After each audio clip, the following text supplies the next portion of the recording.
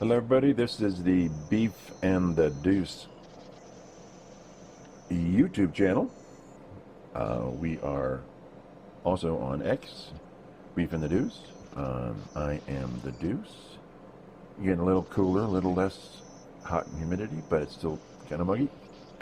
Beefer, what's going on? I know, it's just we're kind of sitting here hoping that maybe one day we'll get a little bit of rain. And the last couple of days, I feel like we've just gotten pissed on. Well, we got So it's some rain it's this been morning. okay. Yeah, it's been okay, and it helps the golf game a little bit going into tomorrow. So maybe we'll get a little lucky with some soft greens and some soft fairways. We'll see. So basically, this is all about you, right? Always. I was going to say, because you're just making my grass grow a lot faster. Yeah, I mean my grass needs it bad. Oh my! So I've been kind of letting my grass grow a little bit. So this is good. Yeah, I'm having a lot of fun with that. Anyway, so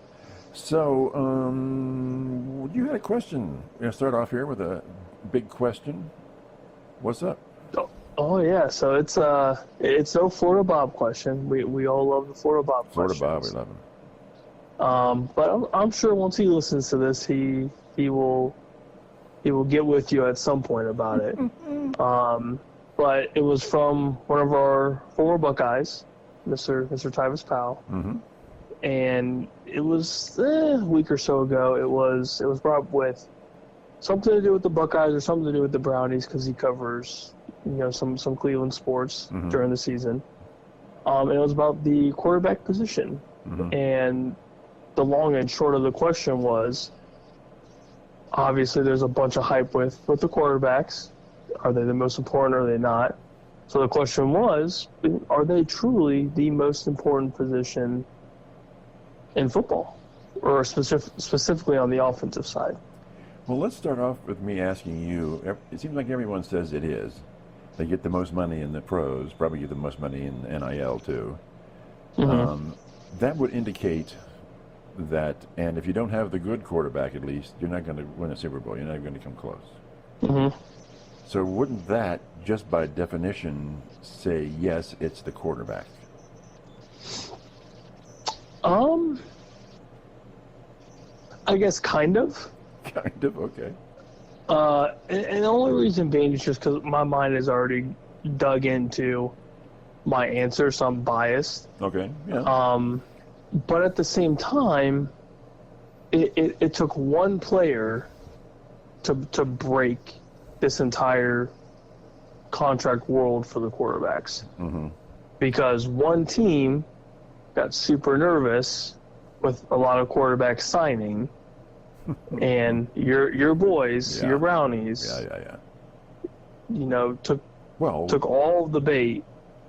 Well, obviously took the bait, took the line, took the fishing pole, they took everything. Took the boat. Yeah, they took the whole damn thing. Took the pier. and I think that is the true reason of it. And I think the teams following the Brownies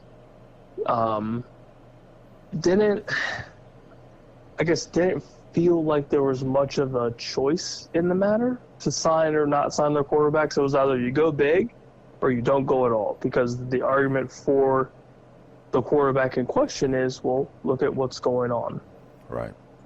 So I feel like that alone just skyrocketed all of those massive contracts. And I wouldn't necessarily think it's because they're the most important. I just think it was like similar to the running backs when like Todd Gurley got his money. But then shortly after Todd Gurley got his money, it was, Zeke, I want my money. But they're not making his money. They're making good money, but nothing close to a quarterback. Nothing even remote. So, and I think what's going to change that is injuries. Similar to what the running back situation was. Todd Gurley got insanely banged up. His productivity declined massively. Yeah. Zeke got older and banged up, of course, but not nearly as hurt as what Todd Gurley dealt with. And then now you're kind of seeing it with, Christian McCaffrey, for example. He's kind of gone through the ringer, I would say about half of his career. with, missing games here and there, but he's still considered widely as the best or one of the best running backs. Mm-hmm. But you've seen, outside of now, like Derrick Henry's extension, you don't see a lot of running backs getting paid buku money. No, not at all. It's within that. Like, you got Barkley, and obviously he was top tier running back last year. Eagles have made their Super Bowl runs. But is he even making wide receiver money now? I don't believe so. They're making huge money. Yeah, and then you cycle through defensive end. Yeah, you go to defensive ends. You've got that cornerback money now, so everything's just kind of steadily going up. Right.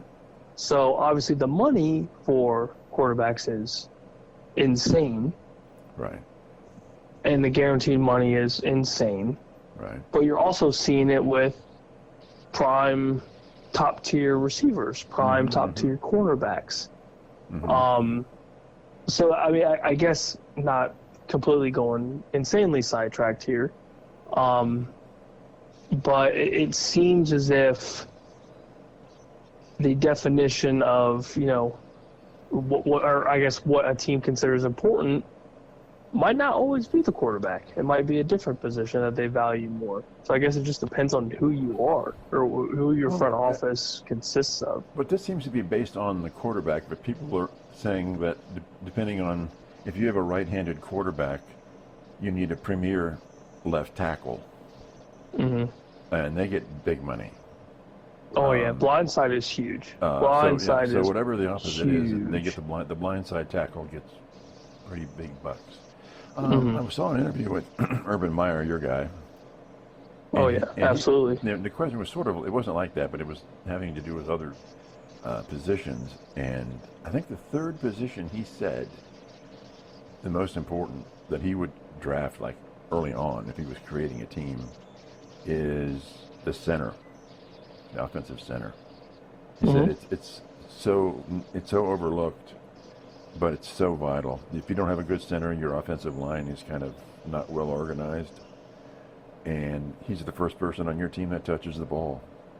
Mm-hmm. And he calls the offensive line play.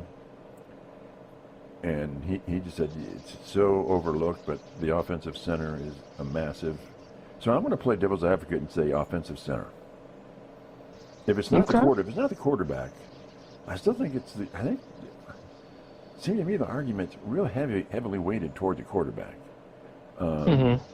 And it doesn't seem like you need a top-tier running back to win a Super Bowl. Mm-hmm. You need good receivers because you need it. But if you have Brady is the... How many great receivers did he have when he won Super Bowls? 2, maybe 3. What, he had Randy? Well, he didn't win one for Randy Moss. Yeah. He had Gronk, Aaron Hernandez, but they're considered tight ends. Mm-hmm. Oh, yeah. I mean, outside of that, Wes Welker, Julian Edelman, but they're not considered great. Yeah, when they went somewhere else, they weren't so great. Mm-hmm. Yeah, and Edelman even knew that. He's like, if I'm not playing with Tom, I'm not going anywhere. Yeah, so genius. Wes Welker went to, I think, Miami, and the rest was history for him. So that's an argument for the quarterback, right? You need good receivers, but you don't need top-tier receivers necessarily. And well, I hate to bring this one up, but CeeDee Lamb is a great premier receiver.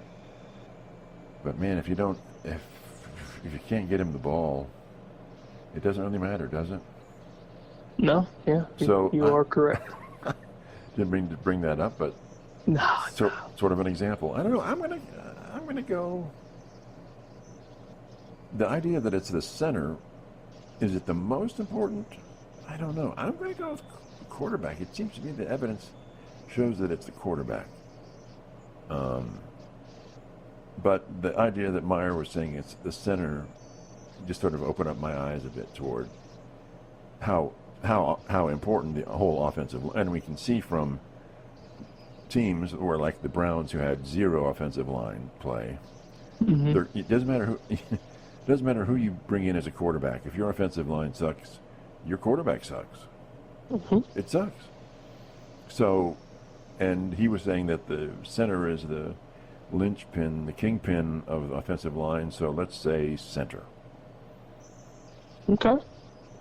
And then you would say that's an idiotic thing to say, Howard?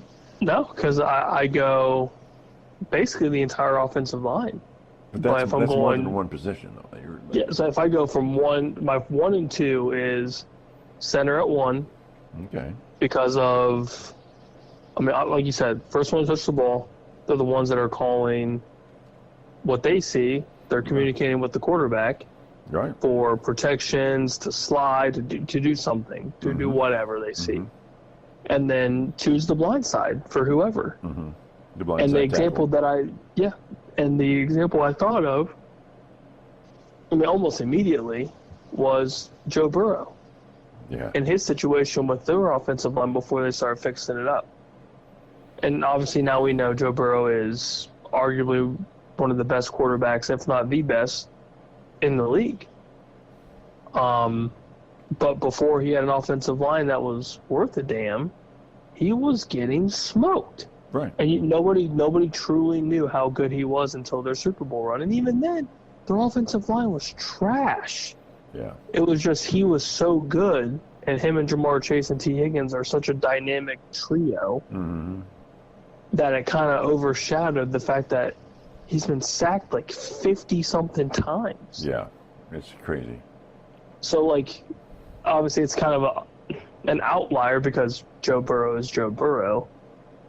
But prior to that hype and that run, he was, I mean, nobody truly knew how good he was because the offensive line was so bad. And like you said, if your line is bad, especially like Joe Burrow's blind side, he was getting smoked. Yeah. You're nothing. I don't care who you are. You could be Tom Brady. Right. And if you're just getting constantly smoked, you're not able to produce anything. Right. So I don't know if Urban's in complete argument was, quarterback is important, but these positions are just as important, or offensive line priority number 1 and then quarterback. But yeah, center, left tackle, and then I would go quarterback there position wise. If we're going just offensive side, center, blind side, left tackle, right tackle, depending on who the quarterback is. Right. And then quarterback. Okay. And then I would go your number 1 receiver, very, very close to the quarterback. Really? So you would have would you have the 1 and 2 receivers as still ahead of all running backs? Yeah, kind of, because you've kind of seen a lot of teams lately do kind of a 2 running back system. Yeah. And so the Lions are a bad example because Jahmyr Gibbs and David Montgomery are both really good. But I'll think of a kind of a lower tier running back system. So with the Titans, you have Tajee Spears and you have Tony Pollard. Similar running backs, short in stature, super fast or whatever, but you're able to use both of them in kind of the same manner. So, but they still basically use 1 running back, but they just flip them in and out, right? But for me, if I'm thinking of like game-changing running back, you're thinking workhorses like Saquon. You're thinking of Derrick Henry. You're thinking of even like James Cook from last year with the Bills.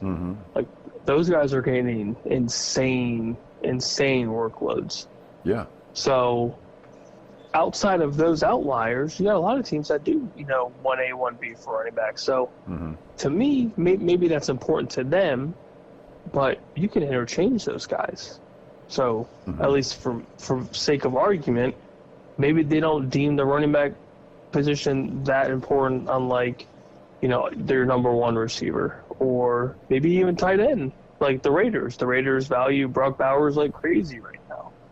So maybe for them, Brock Bowers is more important than almost anybody at this rate because he's a young stud. For Baltimore, would you or would you not say that Derrick Henry is more important than any of their wide receivers? Oh God, yeah, 100%. So, but that's why he got his extension. But that's how you emphasize your game then, right? if you emphasize it, then if you have Derrick Henry, why wouldn't you emphasize the run? It's like, oh yeah, duh. yeah. It just depends on the personnel too, and then obviously the team, and so the argument's kind of interchangeable depending on where you go. Yeah. Which again is why this question's interesting. It's very fascinating because it's different for everybody. Yeah. Yeah. So there's really no right answer, and there's really no wrong answer. Right. It just, I guess, kind of depends, in a general sense, kind of what. I think if you said one of the guards, you might be wrong. You might be going, well, that's probably wrong. Yeah, because I mean, you're kind of listening to the quarterback of the line, which is the center. Yeah. And that in turn is coming from what the quarterback has seen as well. So if you don't have, that solid relationship between center and quarterback, you're kind of SOL as a whole, a whole package. But yeah, I mean, it's, the more I think about it, there really isn't a wrong answer outside of, like you said, just like a random guard position. Right. But yeah, I mean, it differs from team to team. Like you said, you run up Baltimore, and it's a damn good, outside of Lamar Jackson, who's the most important. It's 100% Derrick Henry. Yeah. 100%. But is that keeping them from winning a Super Bowl? No, I think Lamar is keeping them from a Super Bowl because he doesn't play well in the postseason. But then that goes right back to saying it's the quarterback then, right? It very well could be. But I don't. I'm just being devil's advocate here now, but they haven't had a true number one receiver ever. Yeah. So I think that's another big issue for them is they lean on the run so much that you go up against a team that's relatively decent at stopping the run, and they can limit Derrick Henry to 100 yards flat, and limit Lamar's scrambling ability. Their offense is kind of shot because they can't really throw the ball. I mean, like Zay Flowers is coming into his own. Mark Andrews is getting older, but that's it. Like they don't have a big AJ Brown. They don't have a CeeDee Lamb, a Justin Jefferson. A game-changing wideout. So, I mean, they're one step away from probably making that Super Bowl run. But yeah, Lamar's going to play a little bit better, and they also need to kind of surround him with some sort of wide receiver talent. Yeah. So I have a pointless but fun trivia question for you about the NFL. Ready? Oh boy. I know. You're not going to get this. Hell, I wouldn't. NFL. Okay. What player has kicked a field goal and caught a touchdown pass in the same game? Kicked the field goal and caught a touchdown pass. I feel like this just happened recently. No. No, the Chiefs had a player that was like kicking or something. Yeah. I think that's what it was. They weren't kicking field goals. Or at least scored a touchdown. I don't recall that, but kicked a field goal and caught a touchdown pass. Yeah, and the touchdown pass wasn't a fluke play. He was a receiver. He was an eligible receiver. Oh, jeez. This sounds like some old school stuff. You know it is. Oh, God. Yeah, there's no shot I would know any of this. Lou Groza, Cleveland Browns. Joe Flacco. No, it's Lou Groza, Cleveland Browns. Okay. Yeah. When they were good? When they were still bad? When they were very good, yeah. Another, it's not a trivia question, but he was kicking field goals from 50 yards when most teams in the NFL weren't even trying it beyond 40. He was that good. And up until, I think, the mid-90s, 1990s, up to then, he'd had the longest field goal in a championship or playoff game. Dang. Yeah. That's big time. Lose the toe, man. Anyway, little education, little PBS here for you. I love it. Okay, let's talk. Let's bring it up and get rid of it. Judkins for the Browns. So, okay, again, the Browns, pick a good one. But they're talking about the penalties and things, but I don't understand quite how that works because he doesn't have a contract with the Browns. He's been drafted by the Browns, but he doesn't have a contract yet. Mm-hmm. So would they, if he's convicted of whatever this is, would they wait till he has a contract and then take part of that money away from him? I guess it could be anything they want. I mean, Well, I'm sure the Players Association will have something to say about that. Yeah. So outside of the NFL penalty, it's like 6 games or whatever for the personal conduct or whatever that is. Right. So I would assume they would just take out what his game check would be and just get suspended without the pay, and maybe just subtract it from what his contract was gonna be. Because they're saying because they're going to wait. They wait now until everything's been finished legally before they even try to penalize the person. So they would wait for him to be clear or convicted, and then when the season, assuming he has a contract, they would wait for the season to start, suspend him for the first 6 games or however many, and then take the equivalent amount out of whatever his rookie contract is, I guess. I would assume that's probably the easiest way to do it. Yeah. Again, I'm sure we're wrong, but I would assume that makes the most sense. Well, because people are saying, well, they're going to penalize him this and they're penalizing him. Well, he doesn't have a he's technically not on the payroll. Yeah, and he, as of right now, hasn't been found guilty of it. Right. So it's all it's all just kind of up in the air right now. Yeah. So again, like you said, Cleveland hits a home run. It's another foul ball into the stands. Yeah, jeez. We're sitting there saying, like, it's such a Cleveland thing. You get rid of Chubb, you think Judkins is the dude, and then his career starts off with a nice little bump in the road. So we'll see later on what exactly happens, but it's not a pretty start for not a good start for the young rookie. Yeah. Anything else on that front? So what do you think about this whole second round? I guess everybody in the second round of the draft now wants a guaranteed contract. Everybody. Yep. Well, old Texans signed to break the bank a little bit here, and it wasn't the Browns. Yeah, for once it's not the Browns being the trendsetter. It's very, very interesting because now you've got the first ever fully guaranteed second round pick contract. So it's a 4-year. I'm assuming a lot of those have 5th-year options, or maybe it's just a straight 4-year. Well, would it be the rookie contract is guaranteed though? I'm trying to think how the rookie. I know fully guaranteed deal. That's like what Cam Ward's deal is fully guaranteed.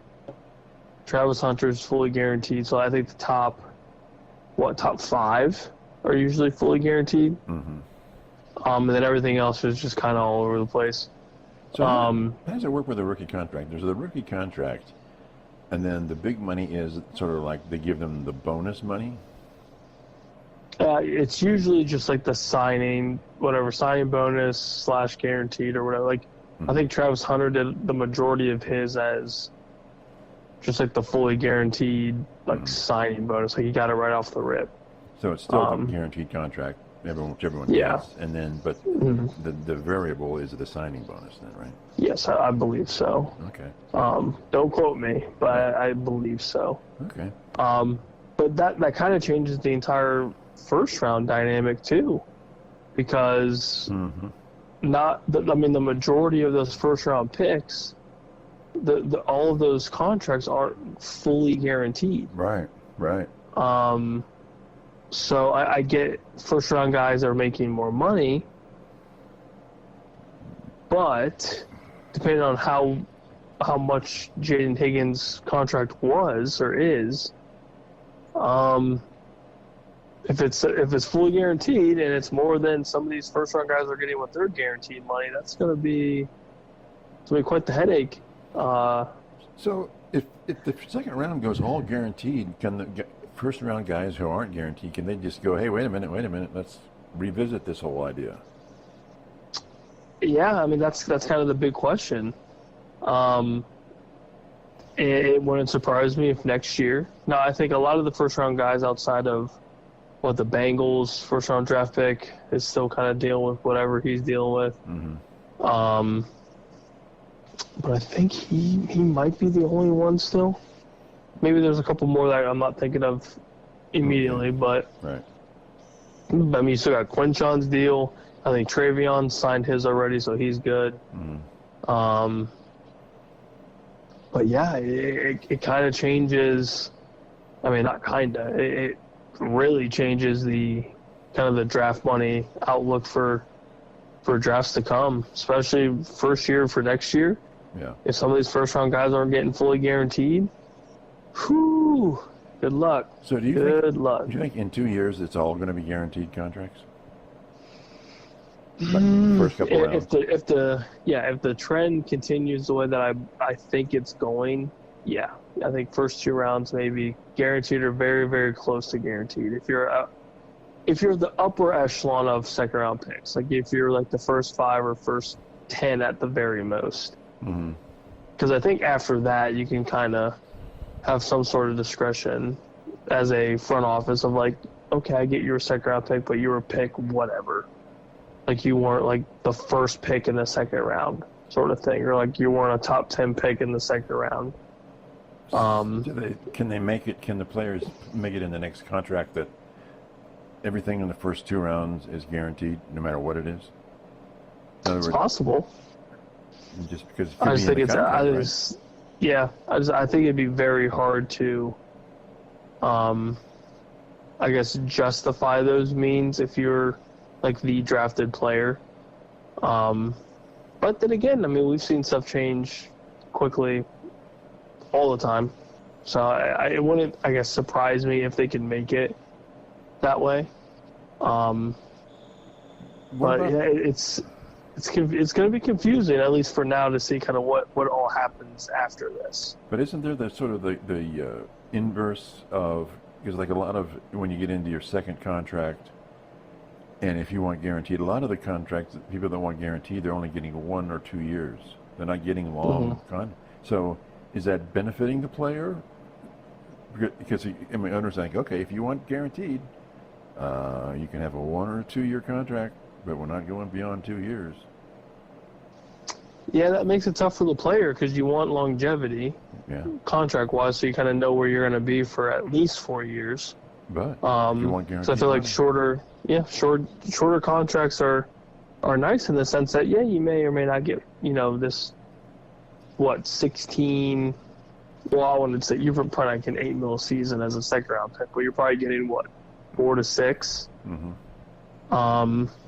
And yeah, that sounds nice initially because you are a multi-million-dollar person. But yeah, if you look at it from the grand scheme of things, you want a longer contract to prove, one, whether you're worthy of the roster spot, and two, say if you have a terrible first couple of years. Yeah. So what if you're rookie and you're drafted in the 5th round? Does the ownership going to give you a 4-year guaranteed contract, or they might just cut you in the? Yeah, there's no shot. Like you know what I mean? There is no way. I mean, it's like Brock Purdy, for example. You're not going to tell this last pick in the last round, here's your fully guaranteed 4-year deal of not at all. Whatever. Yeah. Then you got to earn it, and that's why this whole Higgins thing is going to be very interesting for years to come. Because that's great. You're a second round pick, but there's also a reason why you weren't a first. Right. And there's a reason why first-round draft picks get the majority of their contracts guaranteed. Yeah. Right. If you want a fully guaranteed contract, you should have been drafted in the first round. Be better. So that could be the easiest argument for the front office guys for a lot of this stuff now as well. You want a first-round draft pick. But don't you think the Players Association will try to codify that into a contract, though? Yeah, probably. Yeah, it'll be interesting. It'll be very interesting to kind of see where this goes. It was definitely surprising to me when I saw it. I was like, oh boy, this is different. It's real different. Yeah, very interesting. So let's talk. We're in our what defines success for NFL teams, and we'll start this week with the NFC South. Tampa Bay Buccaneers were 10-7. They won their division. We have the Bucks 10-7, Falcons 8-9, Panthers 5-12, Saints 5-12. What's success for the Bucks? Win the division. Win a playoff game. Okay. I think the departure of their offensive coordinator is going to be massive. Mm-hmm. They still have the talent. I mean, Mike Evans still has at least this year left. Mm-hmm.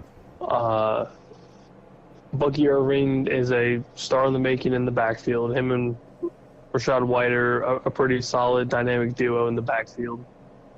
They draft Emeka Egbuka, our guy, so that's going to be huge for their depth at wideout.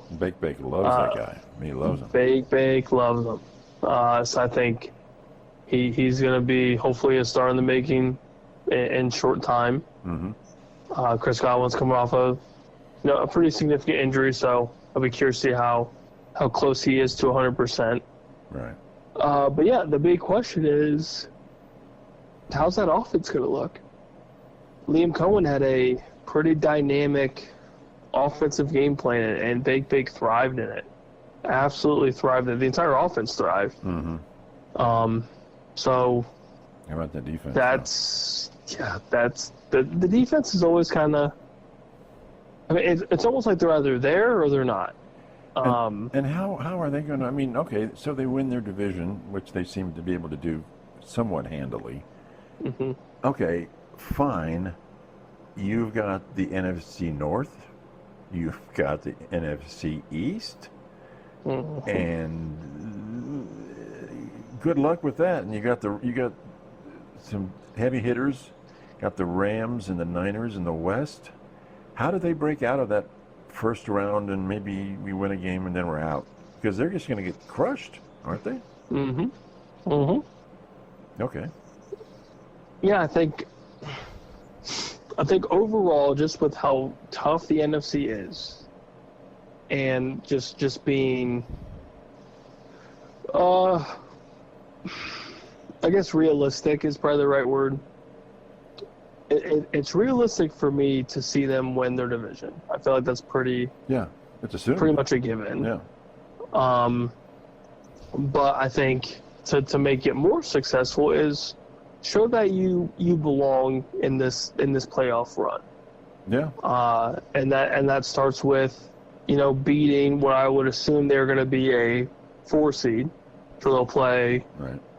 What more than likely, if the Commanders don't win their division, they'll probably be one of those middle seeds. They'll be the top seed of the wild card, right? Mm-hmm. They'll probably be one of those. Which, yeah. I mean, if the Bucs offense doesn't change too much, yeah, they can compete with the Commanders. I won't say they'll necessarily win, but I think they can definitely compete with that squad. But winning is what it's about. Yep. Yeah. At the end of the day, can they beat those teams? Can they beat the Commanders? Can they beat who comes out of the West? Whether it's the Niners or the Rams. So that'll be even the Seahawks. I mean, all of those teams are tough. Mm-hmm. But I mean, I think Baker and that offense are definitely capable. But to define success for them, I would say is win a playoff game. Just show that you belong, and then kind of see where it goes from there. Because again, it's tough. I mean, realistically, they're not. I don't think they're better than the Commanders. I don't think they're better than the Lions. Or No. I mean, who knows if they're going to be better than the Vikings, depending on how good JJ is. Yeah. Yeah. The Niners are being completely slept on, which is baffling to me. And like you said with Seattle, who knows? Yeah. Maybe Sam Darnold carries his his 1 year wonder to Seattle. Yeah. I don't necessarily see it, but it's always possible. Yeah. And So it's the NFC is just a freaking headache. Yeah. So how do they get out of the basement? They're really, that division is in the basement, right? I mean, it just is. Yeah, I truly don't know. I don't know if they can, at least right now. Okay. I think the teams are just too good. I feel like the NFC South is just kind of there. They're there. They're there, and they make a little bit of noise. Not much. But that's it. So, speaking of the basement, how about the Falcons then? They were 8-9 last year. Jeez. I mean, I think success for them would be to win a division. I think if they can make... They didn't make the playoffs? No, I mean, if they win the division, they'll make the playoffs. Right. But you don't think there's a chance in a wild card for them?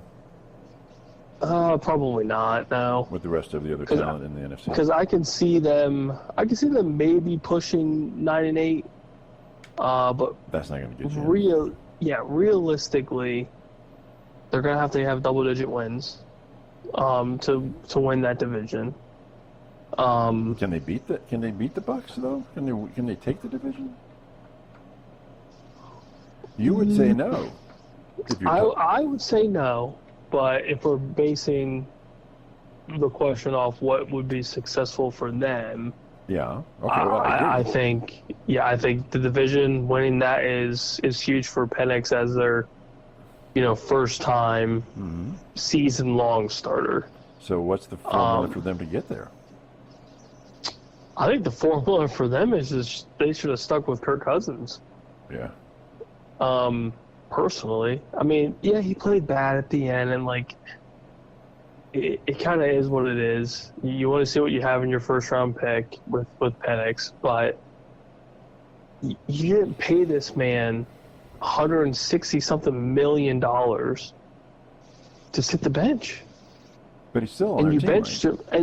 him, and he's still there for now. Yeah. But I think the offense would be better run through him. Okay. And Kurt won some good games throughout that time, and then he just kind of got in a funk and started turning the ball over like crazy. And I think part of it too was there was really no playoff run for them. So you kind of see what you have. Right. But I think Kirk overall is just better fit for that offense, especially airing it out. I think he's a better passer. But I think success for them, or at least the start of that formula, would be you got to stick with Kurt and see if the end of the season last year was kind of a fluke. And Kirk's done some big things in his career. So, I mean, you can't – I feel like the Falcons kind of – I don't think they want to forget that, but, I mean, they have to keep in mind, too, this guy is a very, very expensive investment. Yeah. And they sought him out for a reason. So, if Kurt starts, I think they have a chance to win that division. Okay. But if it's Penix, I don't think so. Okay. Carolina Panthers, 5-12. Yeah. If they could break 7 wins, I think that's huge. Okay. I think that's absolutely massive. And it's going to take that entire franchise to at least a couple of years to kind of get something going. I mean, they're starting. They're starting to get somewhere, and I think Bryce Young's starting to get a little bit of confidence, especially after last year. And I think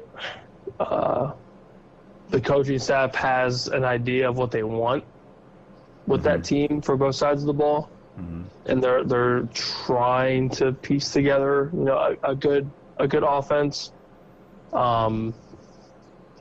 But I mean, they need some offensive line help, and they're trying. The defense, obviously, they're trying, but there's so many holes on both sides of that team that it's just going to take a lot to fill. So if you can get to 7 wins and just show some sort of progress, I think that's big. Yeah, all right. Is the case, do you think maybe this team has been down for so long that it's just hard for them to dig out? Yep, I mean, their last big run was Cam Newton in the Super Bowl. Right. And then they got smacked, and then that was it. Yeah. So it takes a long time, but I think they have the head coach that they want to keep around for a while. Okay. And I think there's some sort of formula for Bryce Young to kind of keep the confidence going, kind of build the offense around him. And I think slowly but surely, I would hope that something positive comes out of it. Okay. Speaking of hope, New Orleans Saints 5-12. Jeez. God, if they could break 3 wins, I think that would be impressive. So you think if they do worse than this year, they're having a good season? I don't see them being able to do much with a rookie quarterback in year 1, if that's who they're going to go with. I mean, their quarterback room is not very impressive at all. Spencer Rattler is just not the dude. The kid from Louisville could be completely nuts and take over and do really, really well. But it's also very rare for a rookie quarterback to make some noise. Yeah. And the offense is a little banged up. We don't know how healthy Chris Olave is going to be. Alvin Kamara is getting up in age. The defense is very spotty. Offensive line, very spotty. And there hasn't really been a ton of success for them in the last couple of years. So similar to with how the Panthers are doing, we've kind of been down for a minute since post Drew Brees.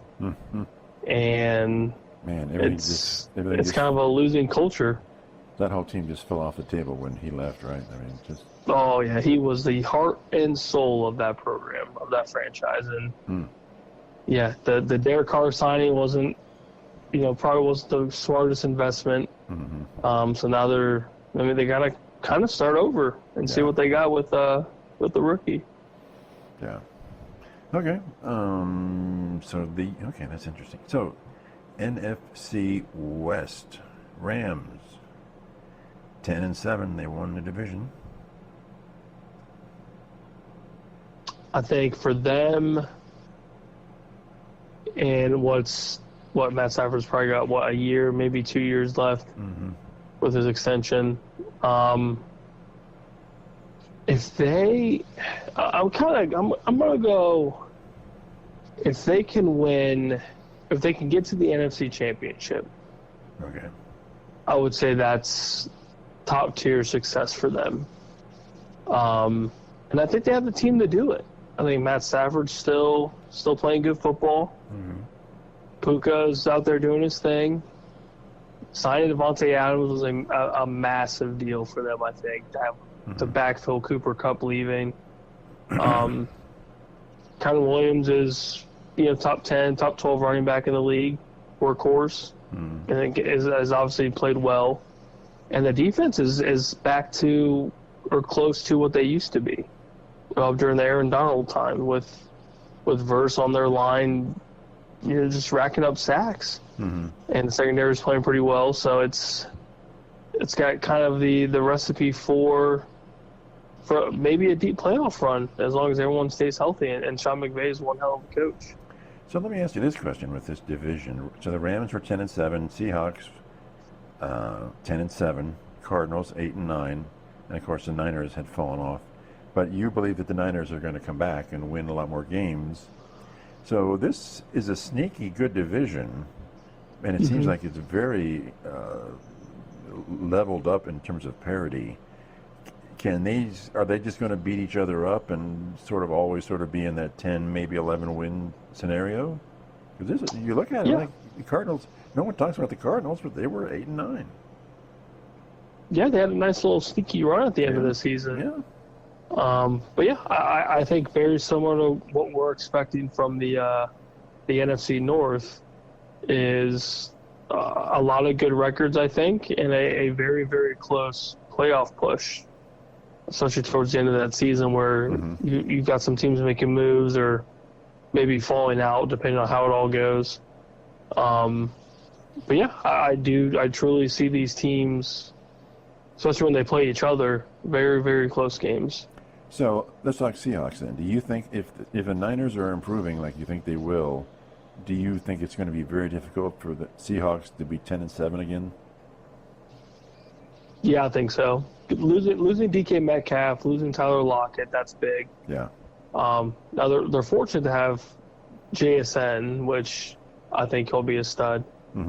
But you don't have anybody else. You got some young rookies, and you've got Kenneth Walker and the rushing attack, and then defense. I mean, who truly knows how their defense is going to look? They're either good one week or they're not good the next. Right. And the big question of the whole thing is Sam Darnold the guy? Right. And we won't know until we know. Right. So that's kind of the question mark there is you're going to pay this man $100-something million. Is he the dude? Yeah. Is this guy that's going to take your offense to the next level? I personally don't think so. So I think if we're defining success for them, I would say if they can win the division somehow, I think that's huge for them.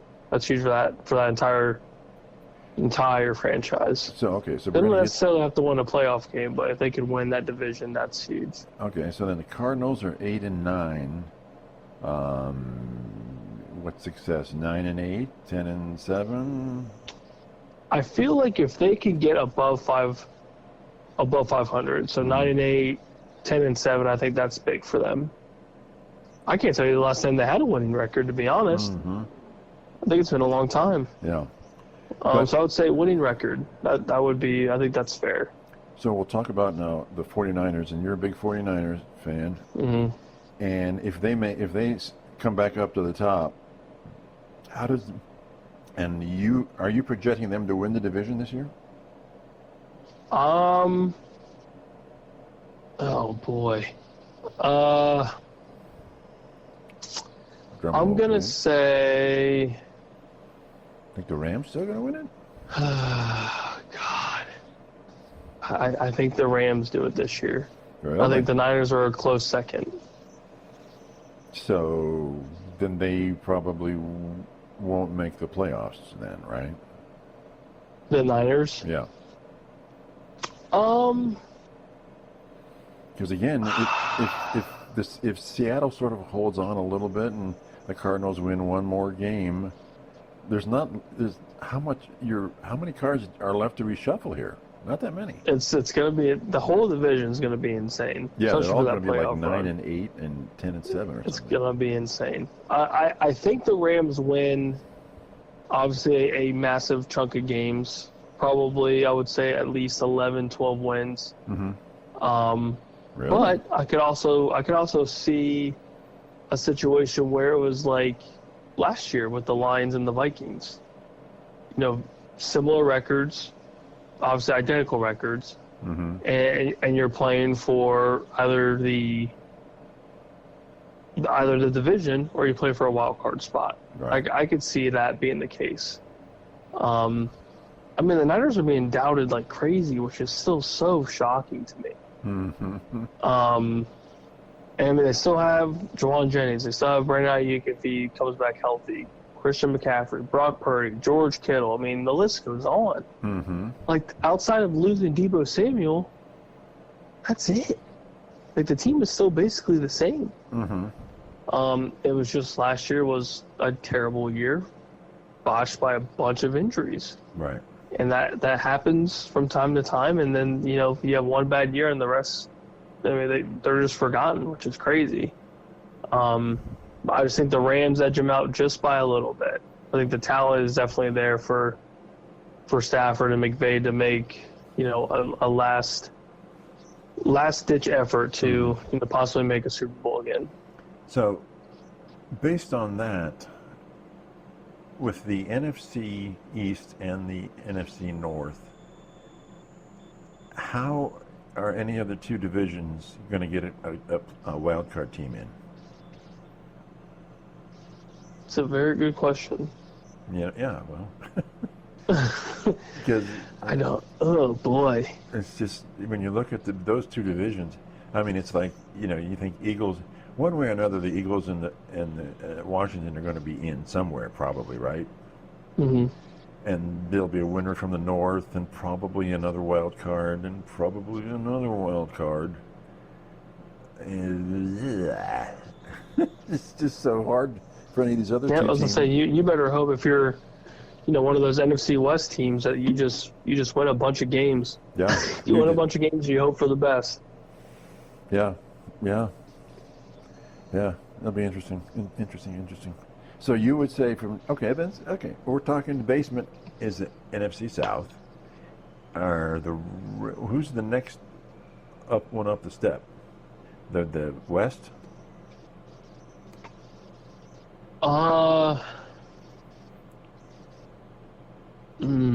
That's tough. Yeah, that's tough. Because you got the Giants and the Cowboys. It's like the NFC East is like two premier teams, and then it's like they suck all the air out of that room.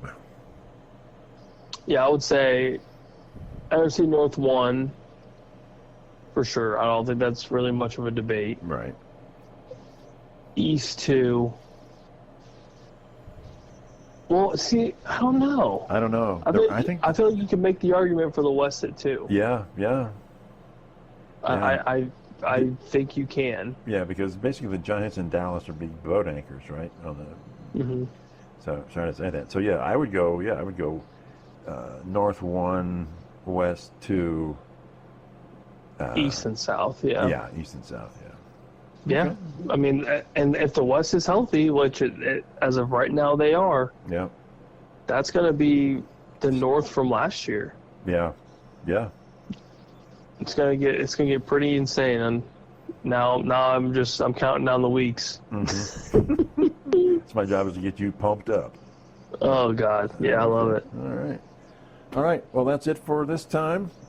Thank you, everybody, for checking us out on the YouTube, and don't forget to check us out on X, Twitter. Lots of good stuff going on over there, and we'll talk to everybody next time. Don't forget to subscribe and like. Thank you. Bye.